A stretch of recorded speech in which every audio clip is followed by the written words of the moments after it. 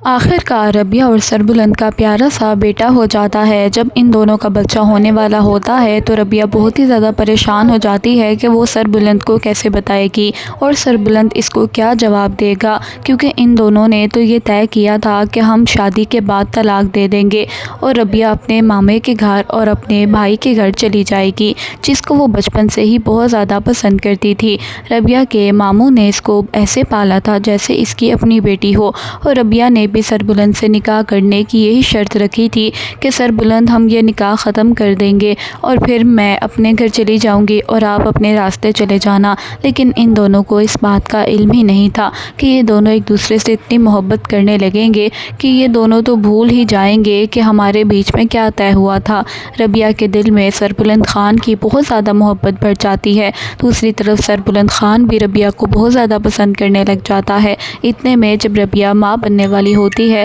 تو وہ بہت گھبرا رہی ہوتی ہے، اس کو لگتا ہے کہ سربلند خان اس کو کوئی غلط بات کہہ دے گا، لیکن ایسا نہیں ہوتا۔ جب ربیہ کہتی ہے کہ سربلند آپ باپ بننے والے ہیں تو سربلند خان بہت ہی زیادہ خوش ہو جاتا ہے، اتنا کہ خوشی سے جھوم اٹھتا ہے، کہتا ہے کہ ربیہ آج سے پہلے تو کبھی بھی ایسا نہیں ہوا تھا کہ میں اتنا خوش ہو جاؤں، اور تمہیں پتہ ہے کہ اتنے برے حالات چل رہے ہیں کہ خوش ہونا تو ممکن ہی نہیں ہے، ایسا لگتا تھا کہ خوشی ہم سے روٹھ گئی ہے، لیکن جب سے آپ میری زندگی میں آئی ہیں تو لگتا ہے کہ آپ میری خوشیاں غم سب کچھ بانٹ لیں گی۔ اتنے میں بہت زیادہ خوش ہو جاتا ہے، ربیہ تو ہکی بکی رہ جاتی ہے، کہتی ہے کہ سربلند خان مجھے تو لگا تھا کہ آپ بہت زیادہ غصہ ہو جائیں گے اور آپ کہیں گے کہ ہم تو یہ نکاح رکھنا ہی نہیں چاہتے تھے، تو اب یہ بچہ بھی نہیں رکھیں گے، جس کے جواب میں سربلند خان کہتا